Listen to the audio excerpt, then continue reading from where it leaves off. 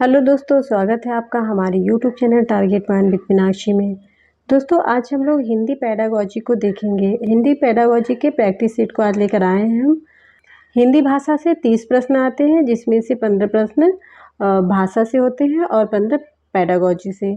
तो आज हम लोग हिंदी पेडागोजी के प्रैक्टिस सेट को देखेंगे। ठीक है, चलिए वीडियो शुरू करते हैं। देखते हैं पहला प्रश्न।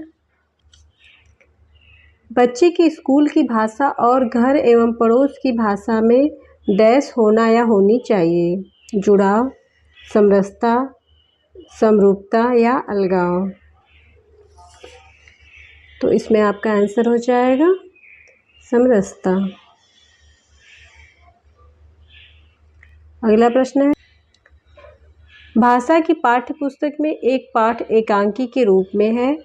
आप डैश।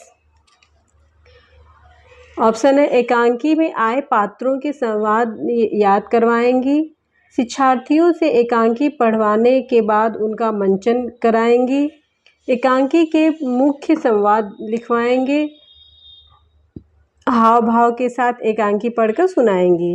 हो जाएगा शिक्षार्थियों से एकांकी पढ़वाने के बाद उनका मंचन कराएंगी।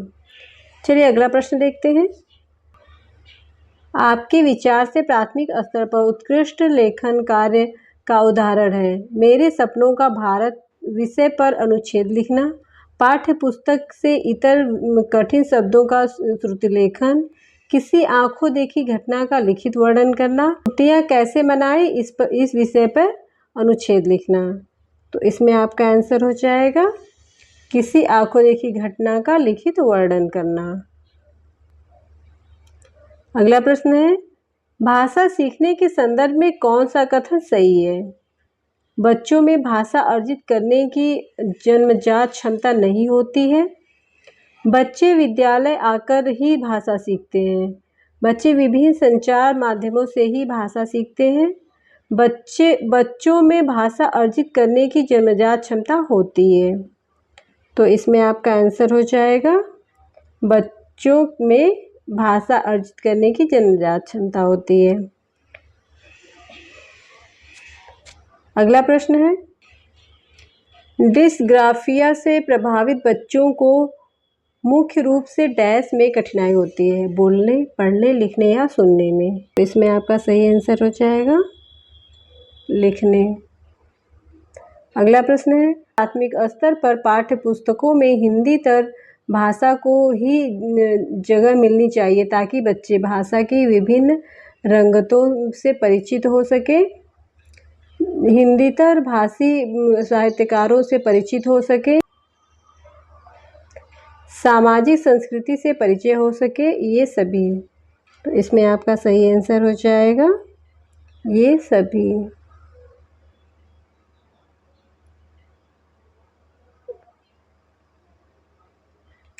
बच्चे भाषा तब बेहतर तरीके से सीखते हैं जब अनेक पाठ्य पुस्तकें हो, भाषा का समृद्ध परिवेश हो, सरल साहित्य का चयन हो या फिर परीक्षाओं का आयोजन हो।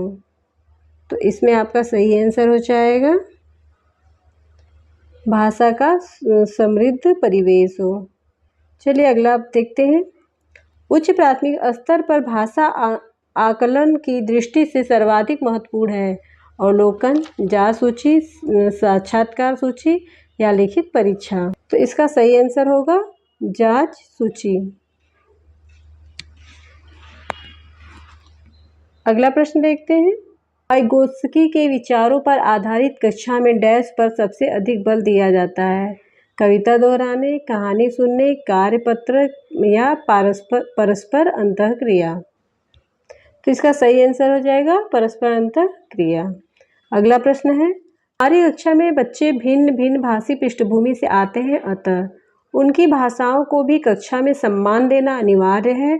उनकी भाषाओं को सीखना सभी शिक्षार्थियों के लिए अनिवार्य है। भाषा की पाठ्य पुस्तक में उनकी सभी भाषाओं के शब्द वाक्य होना अनिवार्य है। उनकी सभी भाषाओं की जानकारी शिक्षक के लिए अनिवार्य है। तो इसमें आपका सही आंसर हो जाएगा उनकी भाषाओं को भी कक्षा में सम्मान देना अनिवार्य है। अगला प्रश्न है, इनमें से प्राथमिक स्तर पर भाषा आकलन का सर्वाधिक उचित तरीका है। किसी पाठ की 5 पंक्तियां लिखवाना, बच्चे को चित्र, वर्णन और प्रश्न पूछने के अवसर देना, बच्चे से पत्र लिखवाना, बच्चे से प्रश्नों के उत्तर लिखवाना। तो इसका आंसर हो जाएगा बच्चों को चित्र, वर्णन और प्रश्न पूछने के अवसर देना। अगला प्रश्न है, इनमें से प्राथमिक स्तर पर भाषा आकलन का सर्वाधिक उचित तरीका है। किसी पाठ की 5 पंक्तियां पढ़वाना, बच्चे को चित्र, वर्णन और प्रश्न पूछने के अवसर देना, बच्चों से पत्र लिखवाना, बच्चों से प्रश्नों के उत्तर लिखवाना। तो इसमें आपका सही आंसर हो जाएगा बी, बच्चों को चित्र, वर्णन और प्रश्न पूछने के अवसर देना। अगला प्रश्न है, उच्च प्राथमिक स्तर पर भाषा का पाठ्य पुस्तक में रक्त और हमारा शरीर पाठ शामिल करने का विचार डैश से जुड़ा है। विषयों की विभिन्न भाषाओं, संपूर्ण पाठ्यचर्या में भाषा, हिंदी भाषा की विभिन्न रंगतों, विज्ञान संबंधी शब्दावली। तो इसमें आपका सही आंसर हो जाएगा बी, संपूर्ण पाठ्यचर्या में भाषा।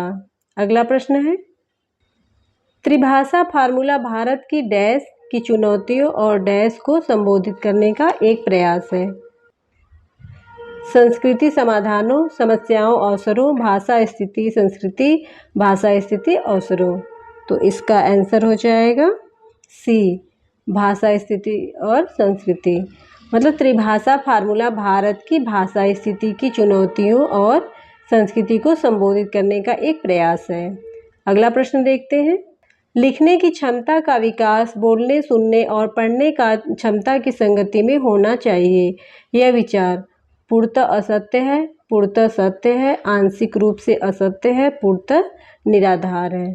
तो इसका आंसर हो जाएगा आंशिक रूप से सत्य है।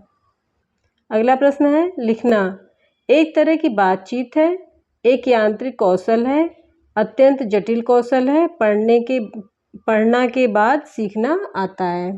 तो इसका सही आंसर हो जाएगा एक तरह की बातचीत है।